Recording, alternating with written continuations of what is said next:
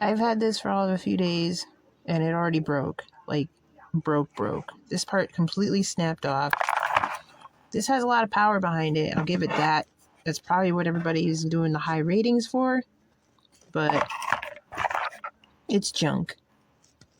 I also noticed when I was using it that this part is very flimsy.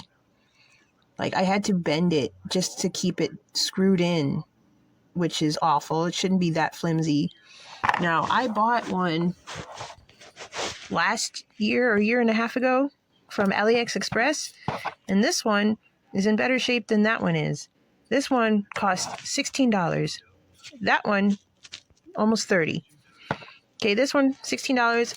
After a while, it started clogging, and I couldn't unclog it anymore, which is the reason why I decided to get a better one. But this is entirely made out of metal, like good, solid metal. It doesn't bend. It doesn't do anything. This bends and just doesn't work properly. And the parts feel like it's made of plastic, like a really soft metal that it shouldn't be made of. So if I can give it 0 stars, I would. It's not plastic.